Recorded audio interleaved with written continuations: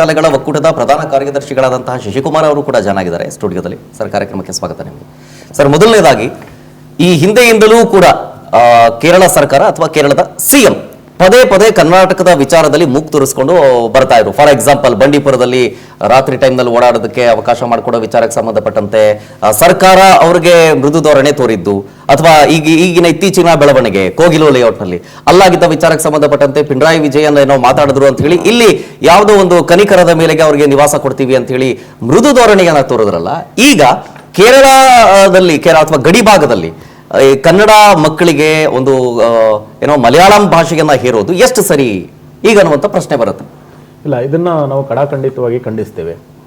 ಒಂದು, ನೀವು ಇತಿಹಾಸವನ್ನು ಒಂದ್ಸಲ ನೀವು ಮೆಲುಕು ಹಾಕೋದಾದ್ರೆ ಅದು ಎಜಿಮಾಲಾ ಕಿಂಗ್ಡಮ್ ಇರ್ಬೋದು, ಅದರ ನಂತರ ಬಂದಂತ ವಿಜಯನಗರ ಕಿಂಗ್ಡಮ್ ಇರ್ಬೋದು, ಇಕ್ಕೇರಿ ಅರಸರ ಕಿಂಗ್ಡಮ್ ಇರ್ಬೋದು, ಆನಂತರ ಇವರು ಯಾರೋ ಬ್ರಿಟಿಷರ ಕಾಲದಲ್ಲೂ ಕೂಡ ಕಾಸರಗೋಡು ಸೌತ್ ಕೆನರಾದ ಒಂದು ಭಾಗ ಆಗಿತ್ತು.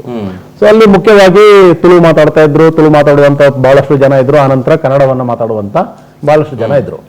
ಆದ್ರೆ 1956ರಲ್ಲಿ ಇದೇ ಕಾಂಗ್ರೆಸ್ ಸರ್ಕಾರದವರು, ಕಾಂಗ್ರೆಸ್ನವರು ಅದನ್ನ ಕೇರಳಕ್ಕೆ ಬಿಟ್ಕೊಡುವ ಮೂಲಕ ಒಂದು ಐತಿಹಾಸಿಕವಾದಂತ ಒಂದು ದೊಡ್ಡ ಬ್ಲಂಡರ್ ಅನ್ನ ಮಾಡಿದ್ದಾರೆ ಅಂತ ಹೇಳಲಿಕ್ಕೆ ಬಯಸ್ತೇನೆ. ಮಾತಾಡ್ತೀನಿ ಸರ್, ಮಾತಾಡ್ತೀನಿ. ಇನ್ನು ಇದು ವಿಚಾರಕ್ಕೆ ಸಂಬಂಧಪಟ್ಟಂತೆ ಗಡಿ ಅಭಿವೃದ್ಧಿ ಪ್ರಾಧಿಕಾರದ ಅಧ್ಯಕ್ಷರಾದಂತಹ ಸೋಮಣ್ಣ ಬೇವಿದ ಮರದ ಅವರು ಕೂಡ ಜಾಯ್ನ್ ಆಗಿದ್ದಾರೆ ಕಾರ್ಯಕ್ರಮಕ್ಕೆ. ಸರ್, ಕಾರ್ಯಕ್ರಮಕ್ಕೆ ಸ್ವಾಗತ ನಿಮಗೆ. ಸರ್, ನಮಸ್ಕಾರ ಸರ್. ಫಸ್ಟ್ ರಿಯಾಕ್ಷನ್ ಸರ್ ನಿಮ್ದು, ಗಡಿ ಪ್ರದೇಶದಲ್ಲಿ ಕನ್ನಡ ಮಕ್ಕಳ ಮೇಲೆ ಈ ರೀತಿಯಾಗಿ ಮಲಯಾಳಂ ಭಾಷೆಯನ್ನ ಹೇರೋದು ಎಷ್ಟು ಸರಿ? ರಾಜ್ಯ ಕಾಂಗ್ರೆಸ್ ಸರ್ಕಾರ ಏನ್ ಮಾಡಬೇಕು ಇದಕ್ಕೆ ಸಂಬಂಧಪಟ್ಟಂಗೆ? ಸರಿ, 100ಕ್ಕೆ 100ರಷ್ಟು ಕೇರಳ ಸರ್ಕಾರ ಈ ಏನು ಮಲಯಾಳಿ ಭಾಷೆಯನ್ನ ಕಡ್ಡಾಯಗೊಳಿಸಿರೋದು ಇದು 100ಕ್ಕೆ 100ರಷ್ಟು ತಪ್ಪು. ಕಾರಣ ಏನು ಅಂತ ಹೇಳಿದ್ರೆ, ನಾವೆಲ್ಲರೂ ಇವತ್ತ ಸ್ಪಷ್ಟವಾಗಿ ಸಂವಿಧಾನದ ಗೌರವಿಸ್ತಕ್ಕಂಥವ್ರು. ಸಂವಿಧಾನದ 29 ಮತ್ತು 30ನೇ ಪರಿಚ್ಛೇದಗಳು ದೇಶದ ಯಾವುದೇ ಭಾಗದಲ್ಲಿ ವಾಸಿಸುತ್ತಿರುವ ತಮ್ಮ ಭಾಷೆ, ಲಿಪಿ ಮತ್ತು ಅನೇಕ ಸಂಸ್ಕೃತಿಗಳನ್ನು ಉಳಿಸಿಕೊಳ್ಳಿಕ್ಕೆ ತಮ್ಮ ಹಕ್ಕನ್ನ ಪಡೆದಂತವರು. ಹೌದು. ಆ ನಿಟ್ಟಿನಲ್ಲಿ ಇವತ್ತೇನಾಗಿದೆ ಅಂತ ಹೇಳಿದ್ರೆ, ಕೇರಳದಲ್ಲಿ ಈ ಏನು ಮಲಯಾಳಂನ ಕಡ್ಡಾಯಗೊಳಿಸಬೇಕನ್ನೋದ್ರ ನಿಟ್ಟಿನಲ್ಲಿ ಕರ್ನಾಟಕ ಸರ್ಕಾರ ಇರ್ಬೋದು, ಕರ್ನಾಟಕ ಗಡಿ ಪ್ರದೇಶ ಅಭಿವೃದ್ಧಿ ಪ್ರಾಧಿಕಾರ ಇರ್ಬೋದು, ಇದನ್ನ ಸಂಪೂರ್ಣವಾಗಿ ನಾವು ವಿರೋಧಿಸುತ್ತೇವೆ. ಎಲ್ಲೋ ಒಂದ್ ಕಡೆ ಈ ಸಂವಿಧಾನವನ್ನ ವಿರೋಧ ಮಾಡ್ತಕ್ಕಂಥ ಕೆಲಸವನ್ನ ಏನ್ ಮಸೂದೆಯ ಮುಖಾಂತರ ತಂದಾರಲ್ಲ, ಅದು ತಪ್ಪು ಅನ್ನೋದು ನನ್ನ ಸ್ಪಷ್ಟ ಅಭಿಪ್ರಾಯ. ಮಾತನಾಡಿಸಿ ಸರ್. ಶಶಿಕುಮಾರ್ ಸರ್, ನಿಮ್ ರಿಯಾಕ್ಷನ್ ಇದಕ್ಕೆ? ಖಂಡಿತವಾಗ್ಲೂ ಬೇರೆ ಏನೂ ಯೋಚನೆ ಇಲ್ಲ, ಇದನ್ನ ವಿರೋಧಿಸಬೇಕು. ಎರಡು ಆಂಗಲ್ ಅಲ್ಲಿ.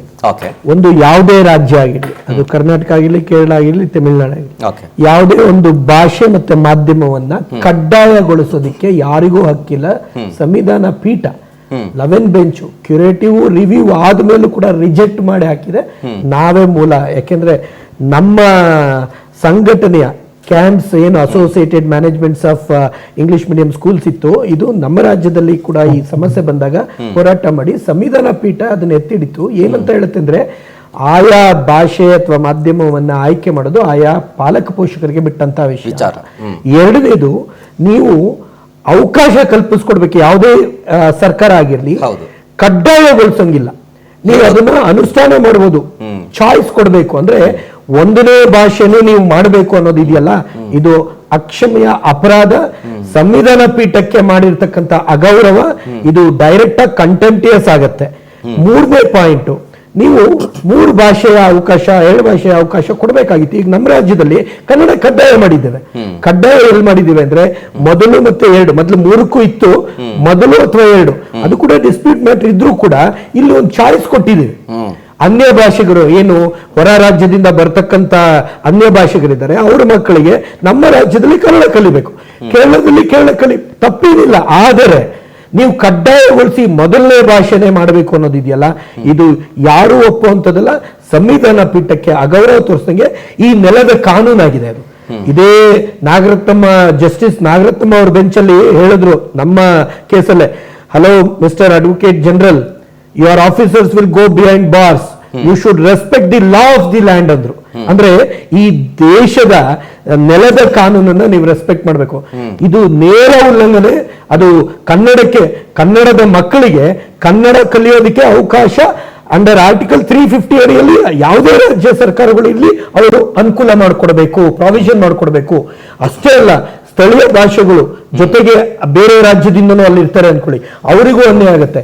ಇದು ನೇರವಾಗಿ ನ್ಯಾಯಾಲಯದಲ್ಲಿ ಪ್ರಕರಣ ನಮ್ಮ ಸರ್ಕಾರ, ಮಾನ್ಯ ಮುಖ್ಯಮಂತ್ರಿಗಳಾಗ್ಲಿ, ನಮ್ಮ ಸೋಮಣ್ಣ ಅವರು ಆ ಭಾಗದ ಅಧ್ಯಕ್ಷರು ಅಂದ್ರಲ್ಲ, ನಾವು ಅಸಿಸ್ಟ್ ಮಾಡ್ತೀವಿ.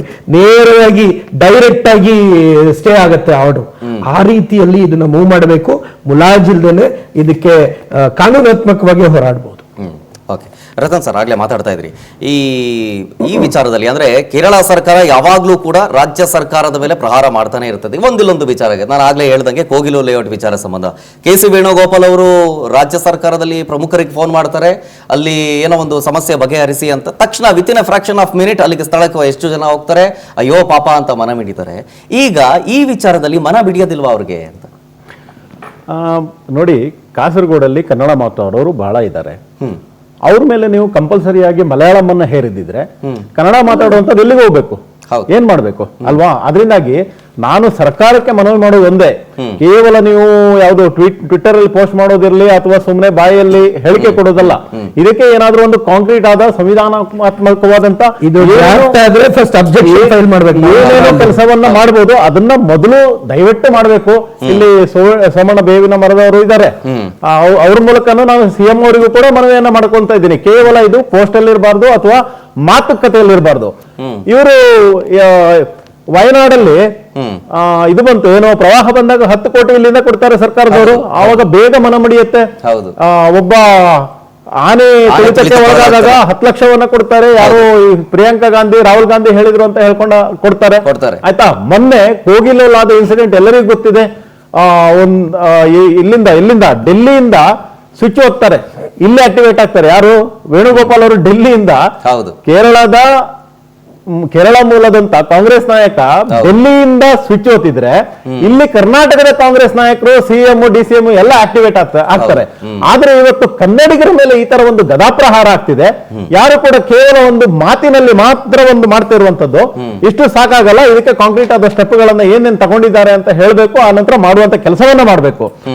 ಆದ್ರೆ ಎಲ್ಲೋ ಒಂದ್ ಕಡೆ ಅನ್ಸುತ್ತೆ, ಇದಕ್ಕಿಂತ ಹಿಂದೆ ಕೇರಳ ಸರ್ಕಾರನು ಕೂಡ ಇದರಲ್ಲಿ ಏನೋ ಒಂದು ಚುನಾವಣಾ ಗಿಮಿಕ್ ರಾಜಕೀಯವನ್ನು ಮಾಡ್ತಿದೆಯೇನೋ ಅನ್ನುವಂತ ಡೌಟ್ ಕೂಡ ರಾಜ್ಯ ಆಗ್ಲಿ.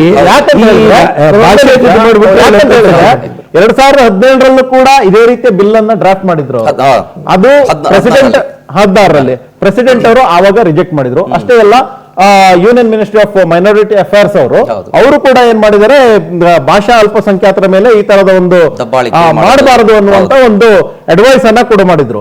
ಅದರಿಂದಾಗಿ ನಾನು ಈ ಕೂಡಲೇ ಸರ್ಕಾರಕ್ಕೆ ನಾನು ಇವತ್ತು ಮನವಿ ಮಾಡ್ತಾ ಇದ್ದೀನಿ, ದಯವಿಟ್ಟು ನೀವು ಇಂಥ ಒಂದು ಕನ್ನಡಿಗರ ಮೇಲೆ ಆಗ್ತಿರುವಂತಹ ಗದಾಪ್ರಹಾರ ಇರ್ಬೋದು, ಅವರ ಮೇಲೆ ಆಗ್ತಿರುವಂತಹ ದಬ್ಬಾಳಿಕೆಯನ್ನ ನೀವು ಒಂದು ಕಾಂಕ್ರೀಟ್ ಆದ ಸ್ಟೆಪ್ ಮೂಲಕ ಅದನ್ನ ವಿರೋಧ ಮಾಡಬೇಕು. ಆನಂತರ ನನ್ನ ಪ್ರಕಾರ ರಾಜ್ಯಪಾಲರಿಗೆ ಆಲ್ರೆಡಿ ಮನವಿ ಕೊಟ್ಟಿದ್ದಾರೆ ಅನ್ಸುತ್ತೆ. ರಾಜ್ಯಪಾಲರು ಕೂಡ ಇದ್ರ I will look into that. ಡ್ರಾಫ್ಟಿಗೆ ಅಬ್ಜೆಕ್ಷನ್ ಅಥವಾ ಅದು ಕಾಯ್ದೆ ಆದ್ರೂ ಅಬ್ಜೆಕ್ಷನ್ ಫೈಲ್ ಮಾಡಿದ್ರೆ ಲೀಗಲ್ ಗ್ರೌಂಡ್ಸ್ ನಾವು ಕೋರ್ಟಿಗೆ ಹೋಗಿ. ಅದರಿಂದಾಗಿ ಕರ್ನಾಟಕದ ಸೆಂಟಿಮೆಂಟ್ ಒಂದು ರಕ್ಷಣೆ ಮಾಡೋಕ್ಕೋಸ್ಕರ ನೀವು ಏನ್ ಕೆಲಸ ಮಾಡ್ತಿರೋ ಅದನ್ನ ಮಾಡಬೇಕು. ಹಾಗೂ ಅದಕ್ಕೆ ಭಾರತೀಯ ಜನತಾ ಪಾರ್ಟಿ ಸಂಪೂರ್ಣವಾದಂತ ಸಹಕಾರವನ್ನ ತೋರುತ್ತೆ. ಅದ್ರ ಬಗ್ಗೆ ಮಾತಾಡ್ತೀನಿ. ಇದೇ ವಿಚಾರಕ್ಕೆ ಸಂಬಂಧಪಟ್ಟಂತೆ ಚರ್ಚಾ ಕಾರ್ಯಕ್ರಮ ಮುಂದುವರಿಯುತ್ತೆ.